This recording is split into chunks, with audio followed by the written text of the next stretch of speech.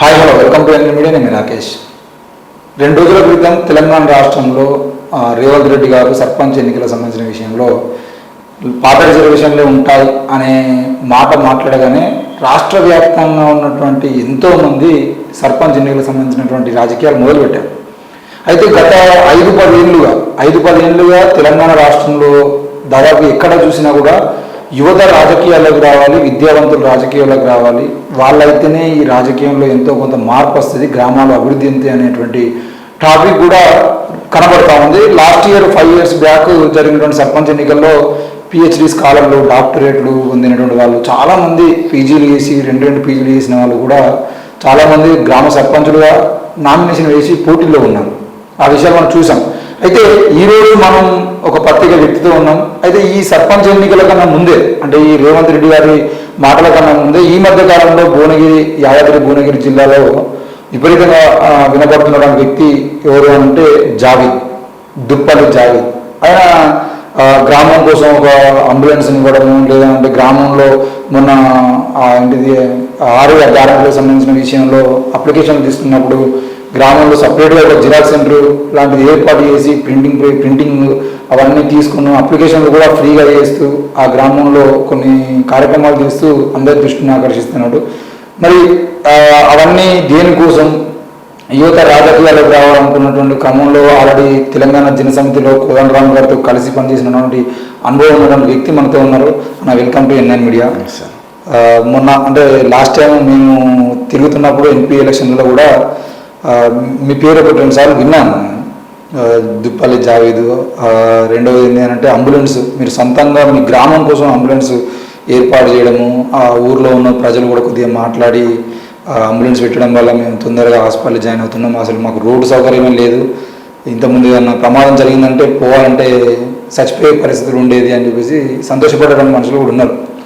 అంటే నేనేం అడుగుతున్నా అంటే, దుప్పల్లి జావేద్ అనే వ్యక్తి గ్రామం నుండి ఏం ఆశించి గ్రామానికి ఇంతగానం చేస్తున్నాడు? ఇప్పుడు వాస్తవానికి మా ఊరు ఒక మానుమూర గ్రామం. ఎందుకంటే ఇటు పోతే ఆలేరు నియోజకవర్గం, అటు పోతే తుంగతుర్తి, ఇటు భువనగిరి, ఈటవతల అంటే మూసి వెంకల నగరికల, ఇటు కాకుండా మా ఊరు ఉంది. వాస్తవానికి మా ఊరు వచ్చేసి సర్పంచ్ వచ్చేసి ఆలేరు నియోజకవర్గం వస్తుంది, ఎంపీసీ వచ్చేసి భువనగిరి వస్తుంది. ఓకే, విచిత్రం ఎలా అంటే, ఎప్పుడైతే మా మండలం ఇంతకుముందు ఆత్మకూరు ఏముండే, అంటే మన మోత్కూరు దగ్గర ఉన్న ఆత్మకూరు ఏముండే మాది మండలం. సో ఇప్పుడు వచ్చేసి ఒంగోలు మండలం మాది. సో అటు కాకుండా అయిపోయింది మాది. అభివృద్ధికి అసలు కాకుండా పోయింది, అభివృద్ధికి ఆమర దూరంలో ఉంది మా ఊరు. సో నేనేంటంటే ముందు నుంచి కూడా ఊరి మీద ప్రేమ చాలా ఉంది నాకు. ఊరికి ఏదో ఒకటి చేయాలని చెప్పేసి నేను ఊర్లోకి వెళ్ళాను. అంటే అప్పుడప్పుడు 3 months ఒకసారి 2 months ఒకసారి వెళ్ళేవాడిని.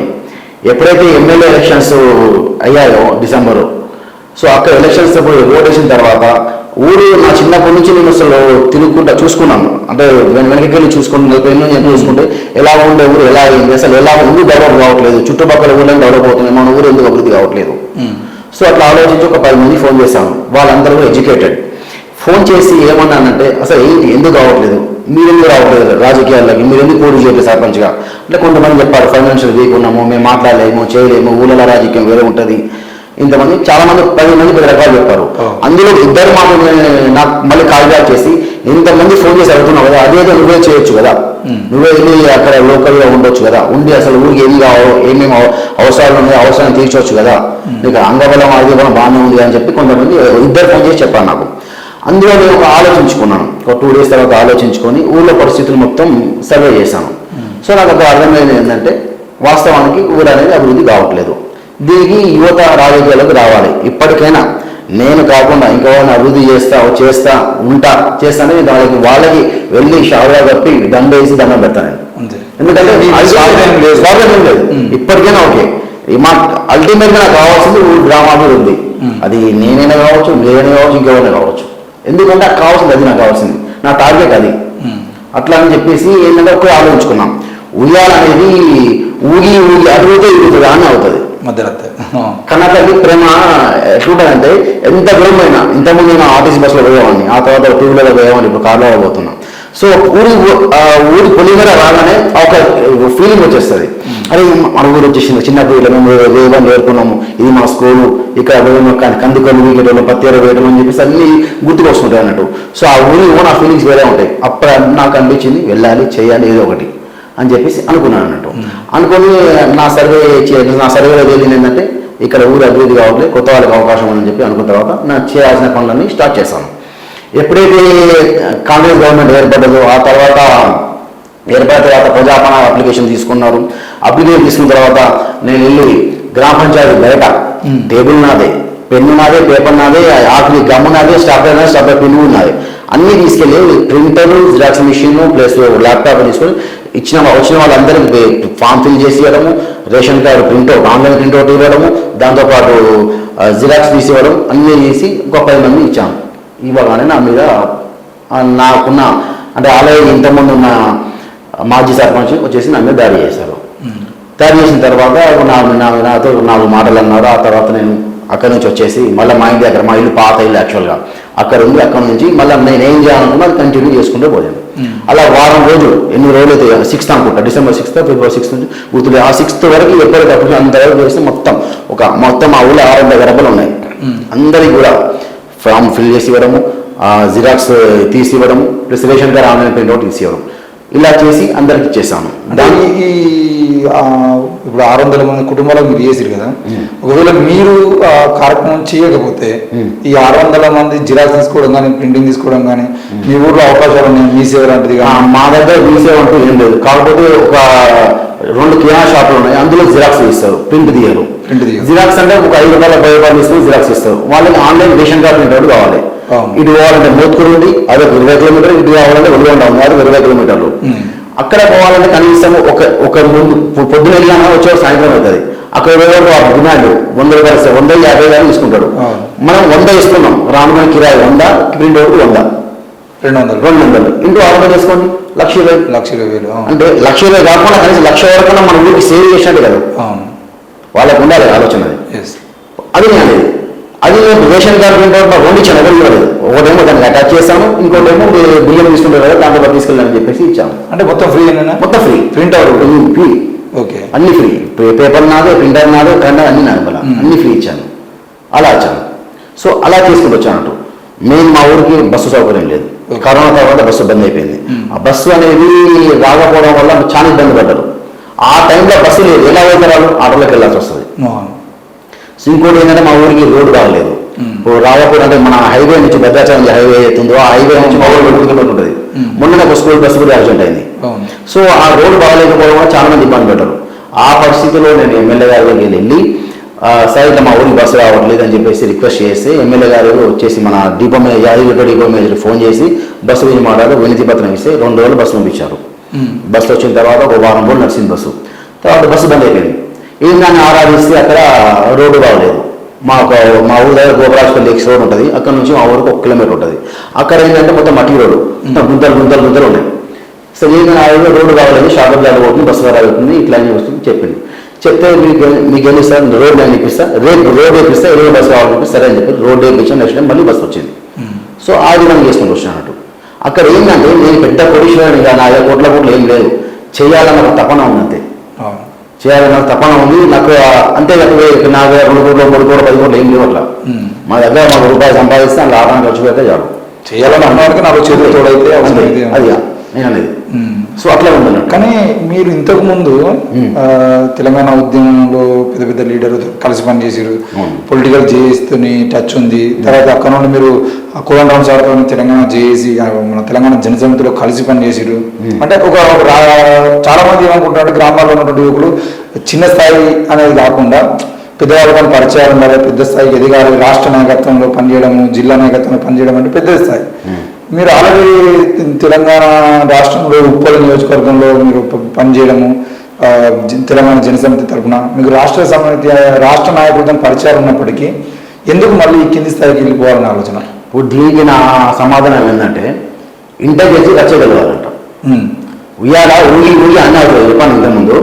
ఇంటర్ గెలవాలి. ఫస్ట్ నా ఇంట్లో అంటే మా ఊళ్ళో దీపం పెట్టి తర్వాత బయటకు వెళ్ళిపోతాను. ఓకే, మా ఊళ్ళో దీపం పెట్టారు ఫస్ట్. మా ఊళ్ళో వెలిగి చేసి నా ఊరు ఇలా ఉంది ఇలా చేసుకున్నా ఆ తర్వాత అని చెప్పి పైకి వెళ్ళిపోతా. అంటే ఎందుకంటే ఈరోజు నేనేమంటున్నాంటే మన మైనంపల్లి హనుమంతరావు కొడుకు మైనంపల్లి రోహిత్ మీద ఎమ్మెల్యే అయ్యిండు. ఆయన వయసు ఎంత 26 ఏళ్ళు.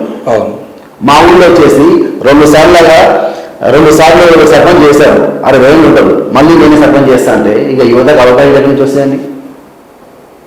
ఈ పార్టీలు ఉన్నాయి, కాంగ్రెస్ కానీ, బీజేపీ కానీ, టీఆర్ఎస్ కానీ, సిపిఐ కానీ, ఇంక్లూడింగ్ మా తెలంగాణ జనసమితి కానీ, ఏ పార్టీ అయినా, ఏ రాజకీయ పార్టీలైనా యువతకు అవకాశం ఇస్తే గ్రామాభివృద్ధి అవుతుంది.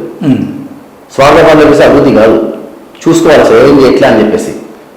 ఎంతవరకు చదువుకున్నారండి మీరు? నా బీకామ్ అయిపోయింది. అంటే ఈ రాజకీయాలు చేయాలనే ఆలోచన ఇక్కడ వచ్చింది. ఫస్ట్ నేను రాజకీయాలకు సేవ చేద్దాం వచ్చాను. ఓకే. ఫస్ట్ నాకు తెలంగాణ ఉద్యమానికి సంబంధించి తెలంగాణ ఉద్యమ సమయంలో నేను ఒక పాట రచయితాను. నేను పాటలు రాస్తాను. పాటలు ఆ తెలంగాణ ఉద్యమంలోనే పాటలు రాశాను. అక్కడి నుంచి మీరు చూడవచ్చు, నా పేపర్ కటింగ్స్ అన్నీ ఉన్నాయి. అప్పుడైనా దిప్పల్లి జాదని పేపర్లలో నమస్తే తెలంగాణ నా ఫోటోతో సహా నా పేరు ప్లస్ నా పాట వచ్చేది.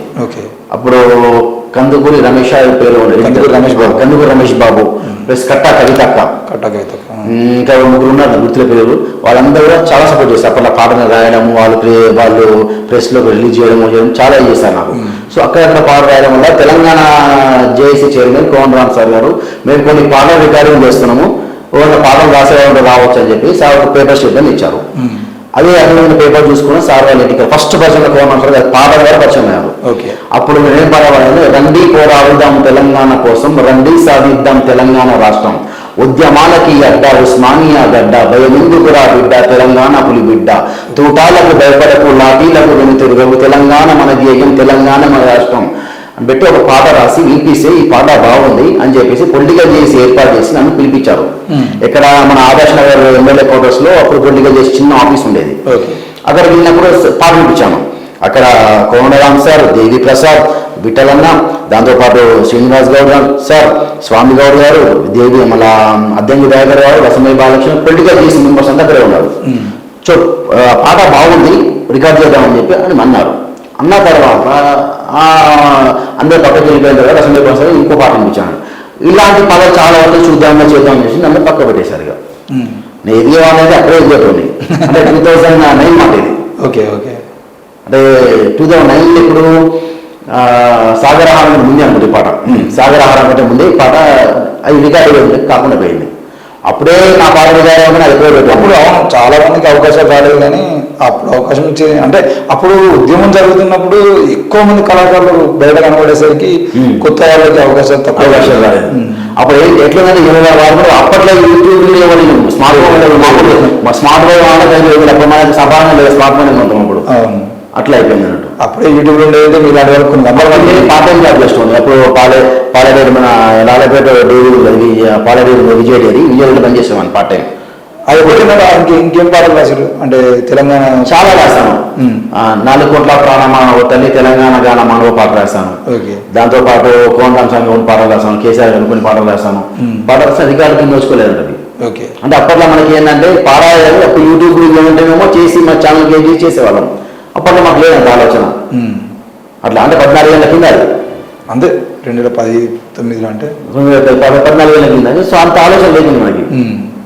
అంటే మళ్ళీ అంటే ఈ ఉద్యమ ప్రస్థానంలో పెద్ద స్థాయి నాయకులతో పరిచయం ఉన్నప్పుడు ఈ ఊర్లోకి వెళ్ళి చేస్తున్నారు కదా గ్రామంలో, అంటే సార్ వాళ్ళు అంటలేరా మరి మీరు ఎమ్మెల్యేలు కానీ ఇప్పుడు మీరే అన్నారు మైనంపల్లి రోహిత్ ఎమ్మెల్యే పోటీ చేసిన అని చెప్పేసి, అట్లా ఎమ్మెల్యే పోటీ చేయాలి ఎంపీగా ఆల్రెడీ నేను ఇక్కడ నాచారంలో కంటెస్టెడ్ కార్పొరేటర్ పోటీ చేశాను ఇక్కడ తెలంగాణ జనసమితి తరఫున మొన్న పోయిన ఎలక్షన్స్ లో. సో ఎప్పుడైతే నాకు ఈ ప్రాబ్లం నాకేమనిపించిందంటే, సో ఫస్ట్ అక్కడి నుంచి చూద్దాం, ఇక్కడ కాదు మన పుట్టిల్లు అంటే మన పుట్టిన ఊరు ఉంది కదా, ఆ ఊరిని బాగుపడదాం ఫస్ట్. నాకు కావాల్సింది ఏంటంటే పలాని దుప్పెల్లి జావీద్ బాబుని ఆ కొడుకు జమాల్ మనుమడు ఇట్లా ఉండే. అంటే ఒకప్పుడు మాకు తిండి గది లేదు. మా చిన్నప్పుడు మా అమ్మ గాజులు అమ్ముకున్నా, గాజులు అమ్మి ఊరు గాజులు అమ్మి మమ్మల్ని సాగింది. పత్తీర పోయి కలుగు పోయి ఆ పని ఊరుగో పోయి అది చేసి ఈవెన్ నేను పోయాను చిన్న మా అమ్మతోటి. అంటే అప్పుడు నేను ఒక 10th 9th వరకు 9th నుంచి ఇక్కడికి వచ్చాను నేను. సో అక్కడ మా అమ్మ నేను పత్తీర వేయటోని ఒరిగో వేయటోని, దాంతోపాటు కందికూరలు తీసేటోడు అన్నమాట. ఇప్పుడు తీయట్లేదు కందికూరలు అనేది ఏది తీసి చేసి కందికూరలు ఏదో పని చేయటండి.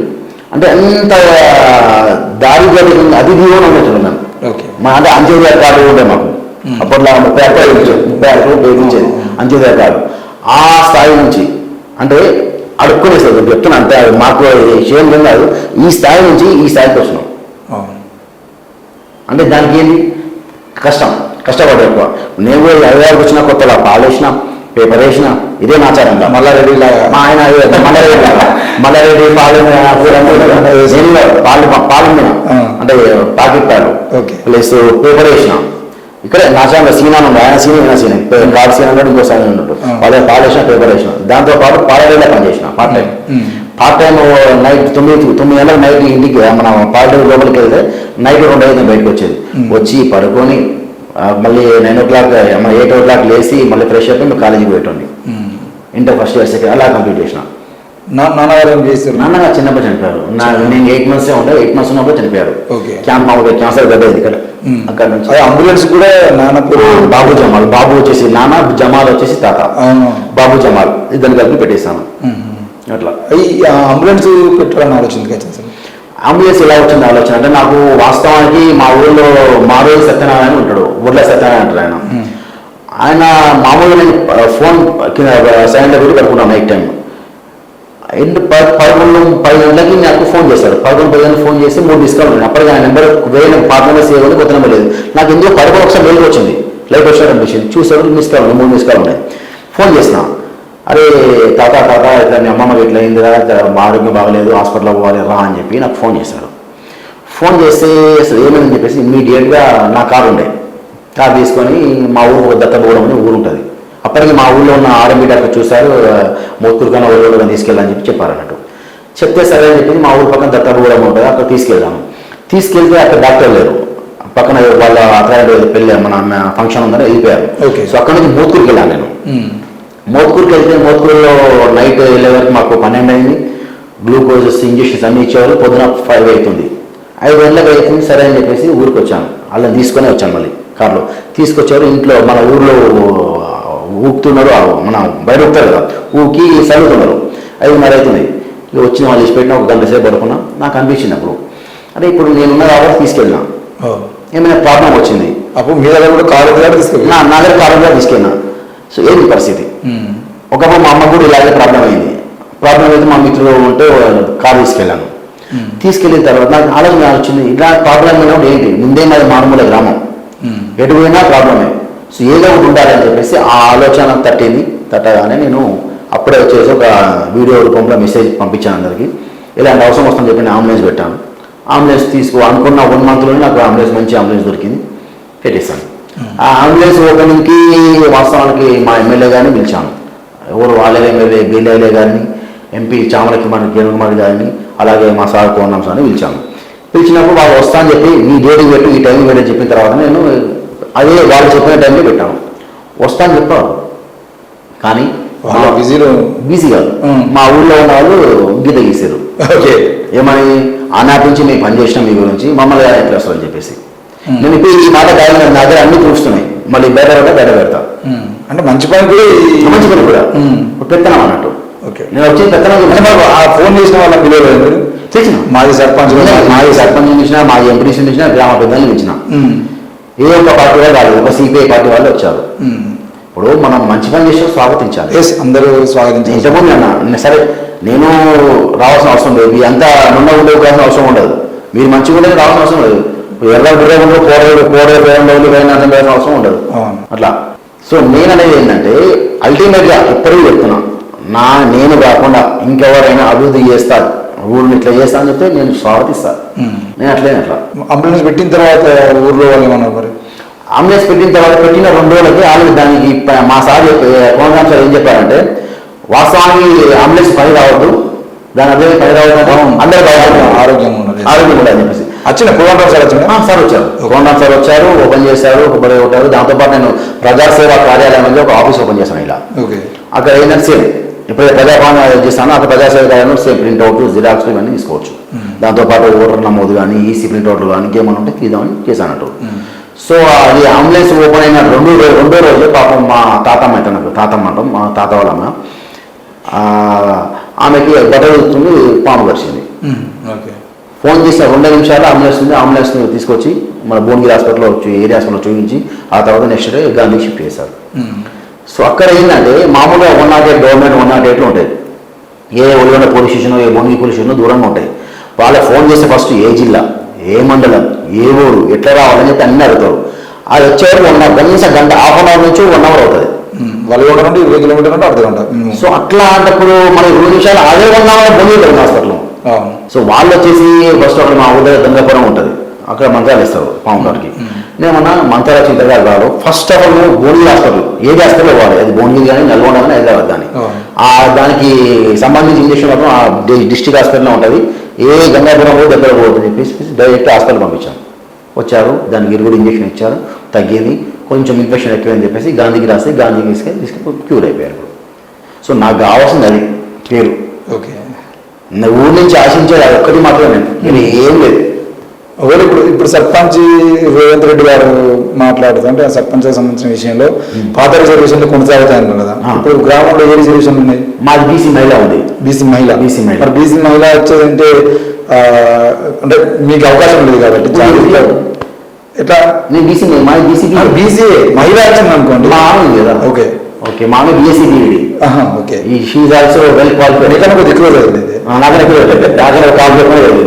ఏ మీడియా అంటే బెటర్. సో అందువల్ల ఇంకోటి ఏంటంటే అంబేద్కర్ లాంటి వాళ్ళు కూడా మహిళలు ఈ ఉపాధ్యాయ వృత్తిలో ఉంటే చాలా దేశానికి గొప్ప అవకాశం ఉంటుంది. అసలు ఉపాధ్యాయ వృత్తిలో మహిళలే ఉంటే బెటర్ అని చెప్పేసి పెరియార్ కూడా చెప్పింది. మీడియా చేయాలంటే చాలా గ్రేట్. మరి ఆమె సుముఖంగా ఉందా? సుముఖంగా ఉంది కాబట్టి మా గురి తీసుకుంటే చాలా సార్లు నేను గమనించిన. అంటే నేను వార్డులో పని చేసినప్పుడు కానీ లేదంటే గ్రామంలో ఉన్నప్పుడు కానీ రాజకీయంలో అంటే మీరు అన్నారు మొదట్లో వేరే రాజకీయాలను వేరు సర్పంచ్ రాజకీయాలు వేరు. అవును, ఇప్పుడు సర్పంచ్ మీకు ఎమ్మెల్యేగా ఇదే జాగ్రత్త ఎమ్మెల్యే ఎట్లా పోటీ చేస్తానంటే ముక్కుమోహన్ లేకుండా పార్టీ పేరు చూసి అదే చూసి ఓటు ఎత్తుకోవచ్చు. కేసీఆర్ ఒకనాడు అన్నాడు ఒక మాట, నేను కుక్కను వెళ్ళినా గెలుపుతారు అవి అని చెప్పేసి. అంటే ఆ అహంకారం అంటే ఆయన చెప్తే గెలుపుతాడు అనే కోణం ఉంటుంది.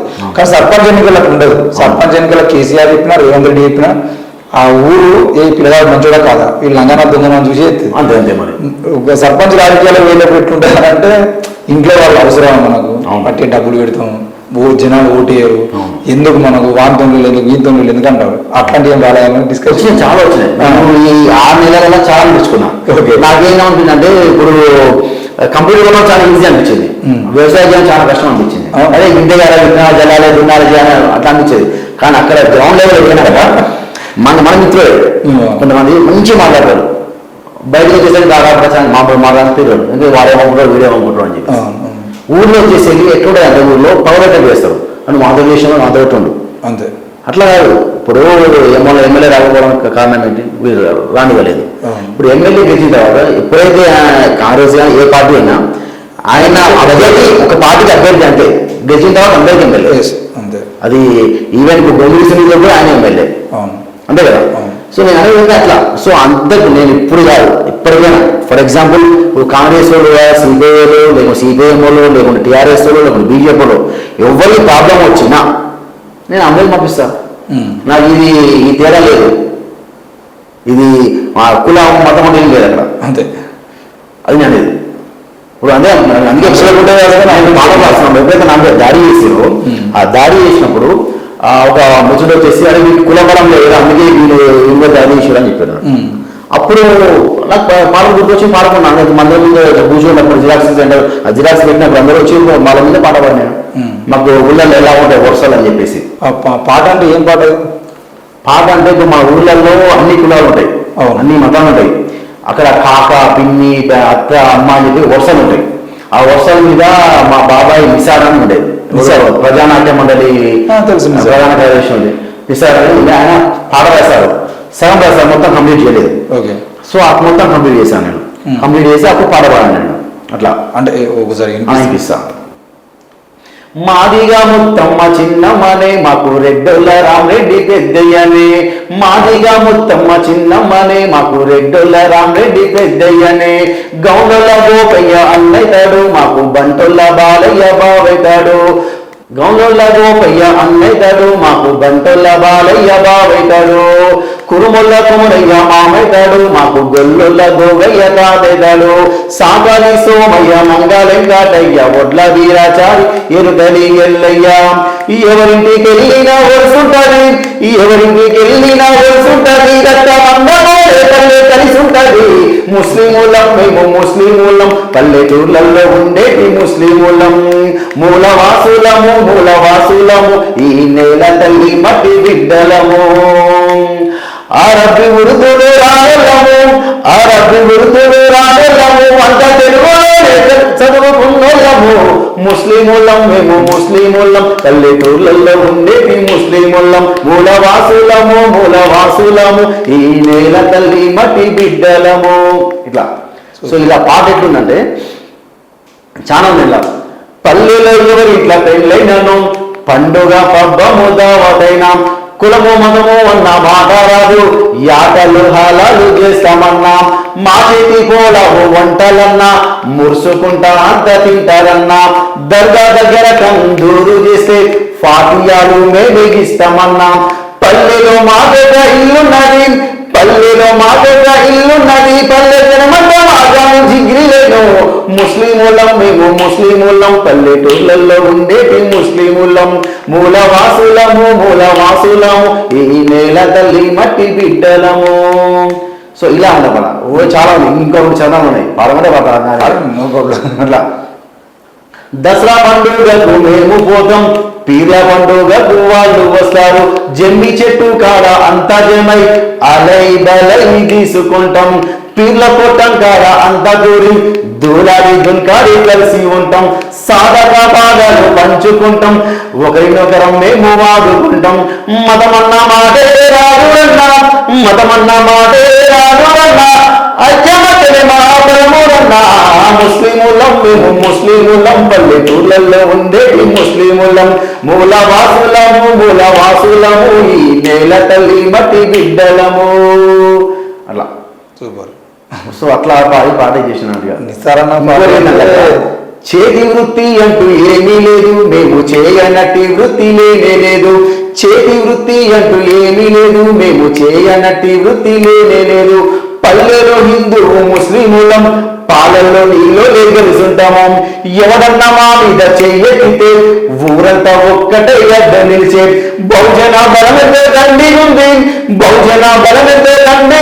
మాకు చాలా అందముంది ముస్లిములం మేము ముస్లిములం పల్లెటూర్లలో ఉండేటి ముస్లిములం మూలవాసులము ఈ నేల తల్లి మట్టి బిడ్డలము.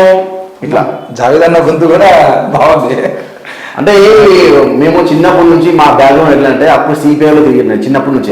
అంటే నాకు తెలివి వచ్చినప్పటి నుంచి అప్పట్లో మా దగ్గర సిపిఐలో తిరగడం చేయడం పాటలు అప్పటి నుంచి ఇంట్రెస్ట్. నల్గొండ జిల్లా అంటే దాదాపుగా ప్రజానాట్య మండలో సిపిఐ ఏదో ఒక దాంట్లో అరుణోదయంలో మెంబర్స్ ఉండాల్సిందే.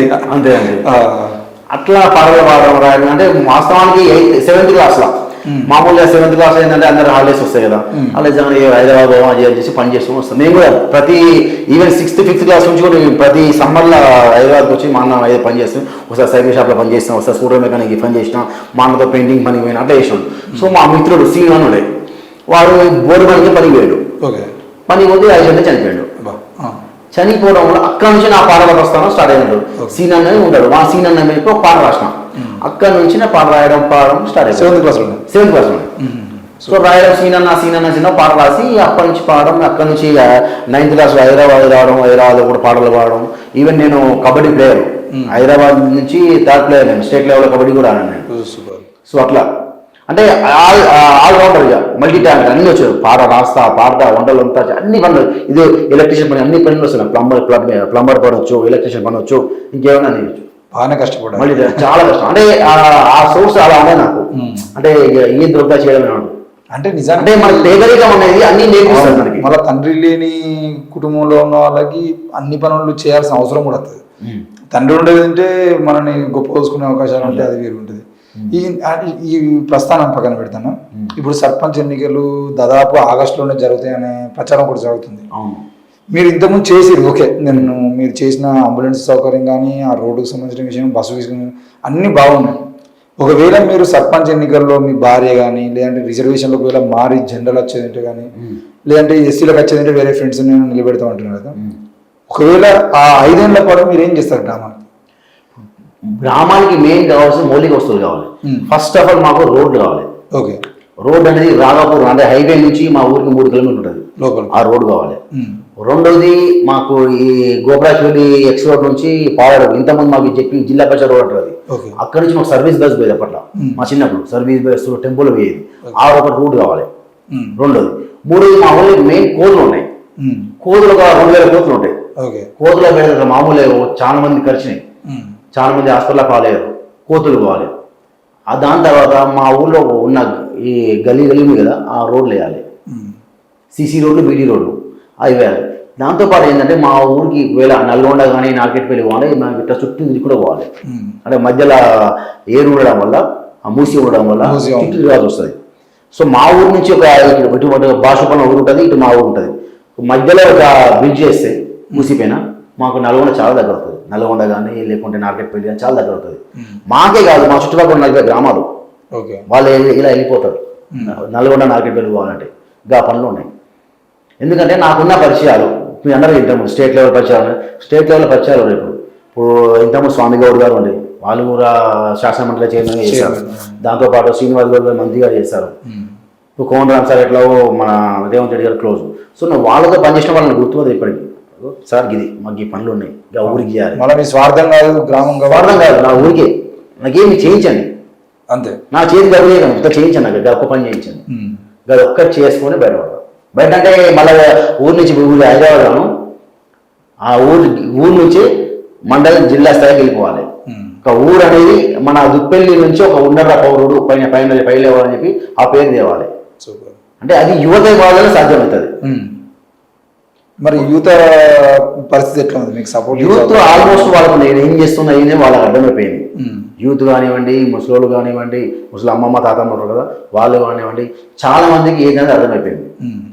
ఇప్పుడు నేనా ఎక్కడి నుంచో నాకు ఎట్లా బాబు జమాల్ ఫౌండేషన్ ఉంది, ఎక్కడి నుంచో డబ్బులు అయితే ఏం రావట్లేదు, నా సొంతంగా పెట్టుకుంటున్నా. నేనేమన్నా అంటే రూపాయలు సంపాదిస్తున్నా, అందులో ఆటాన మాత్రమే ఖర్చు పెడతా. ఆ ఆటాన నేను నా పిల్ల మా అమ్మ సరిపోతుంది నాకు, లేదని కాదు. సో అనేది నేను ఫస్ట్ ఆఫ్ ఆల్ నాకు ఊరు డెవలప్ కావాలి. లేదు ఇంకో వచ్చి నేను చేస్తా చేయదు, మరి వద్దట్లేదు. అంటే వారికి బాబు జమాల్ ఫౌండేషన్ సపోర్ట్ ఉంటుందా? మరి నేనే కదా బాబు జమాల్ ఫౌండేషన్ అంటే సపోర్ట్ ఉంటుంది, ఎందుకంటే ఏ వాళ్ళు తీసుకున్నా నేను తీసుకెళ్తాను, ఎంత దూరమైన తీసుకెళ్తే ఏమైనా చేస్తాను. ఇప్పుడు గ్రామాభివృద్ధికి ఎంత దూరమైన పోతాను నేను, నువ్వు అనేది కలుస్తారు. అట్లానే మెయిన్ కావాల్సిన గ్రామాభివృద్ధి. అంటే ఒకవేళ గ్రామంలో మీరు మళ్ళీ సర్పంచ్గా గెలిచేది ఉంటే గ్రామానికి ఏ అవకాశాలు తీసుకొస్తారు? ఇప్పుడు మెయిన్ ఏంటంటే మా దగ్గర యువత ఉంది.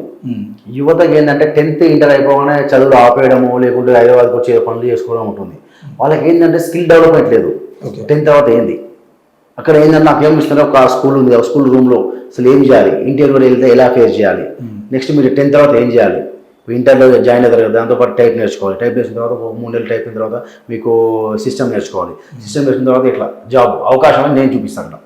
ఇవన్నీ మీకు మీరు చెప్పినట్టు చేస్తే ఇవన్నీ ఇది టైప్ నేర్చుకోవడం కానీ సిస్టమ్ నేర్చుకున్న తర్వాత జాబ్ పెడిచి నా బాధ్యత.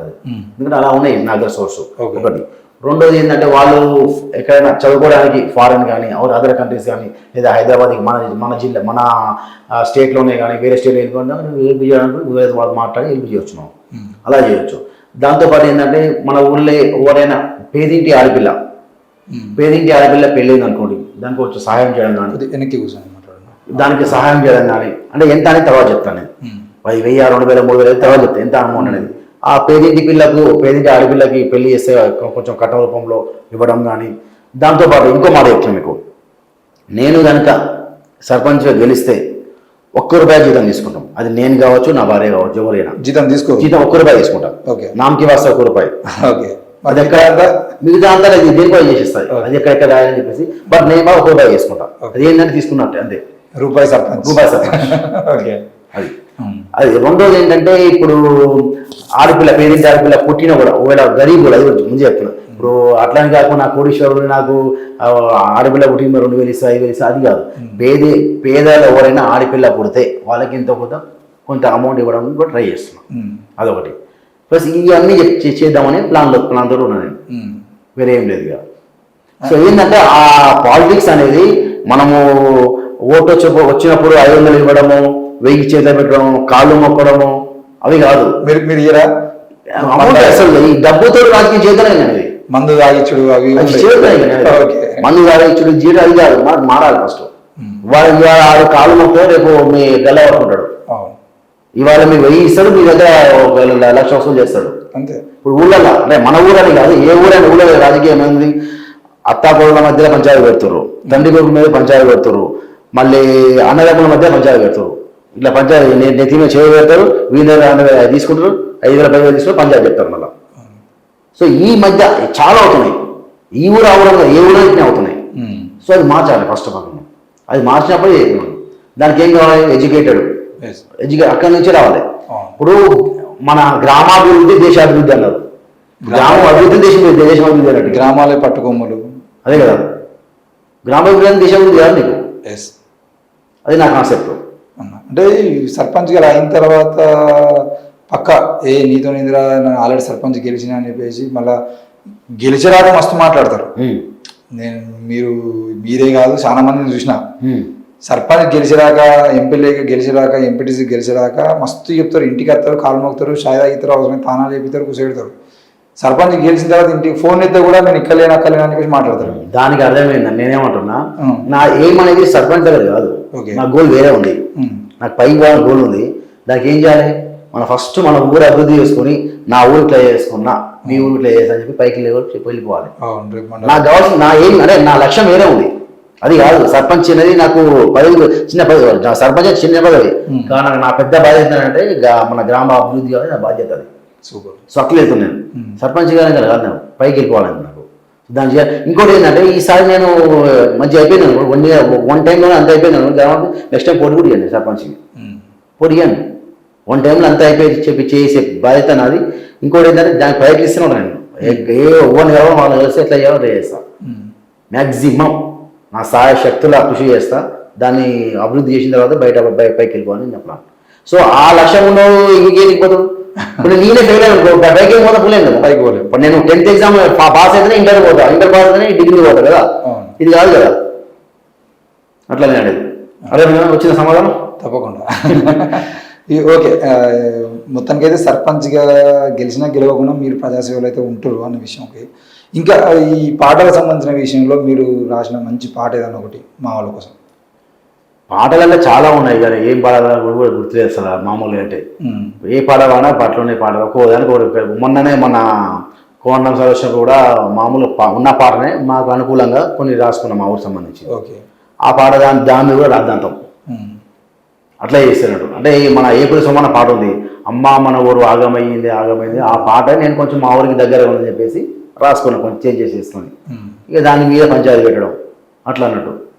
పంచాయతీ పెట్టారు కదా దానికి అట్లా అన్నట్టు.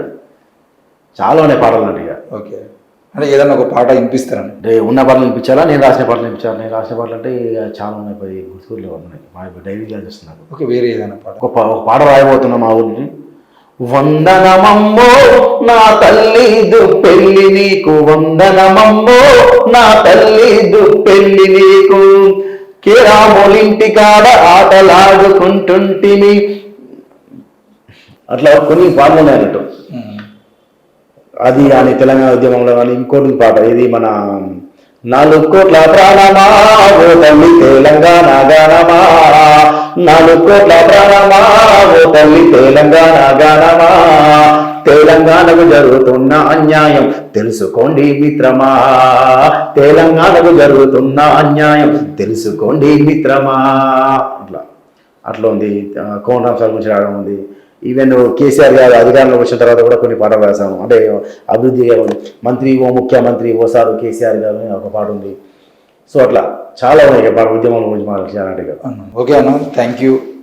అంటే సర్పంచ్ ఎన్నికలు స్టార్ట్ అవుతున్నాయి కాబట్టి రాష్ట్ర వ్యాప్తంగా గ్రామాల్లో కొద్దిగా యువకులు ఎవరెవరైతే ఇంట్రెస్ట్ ఉన్నారో వాళ్ళందరినీ పిలిచే ప్రయత్నం చేద్దామని ఆలోచనలో నేను అనుకున్నప్పుడు ఫస్ట్ మీ పేరు దొరికింది.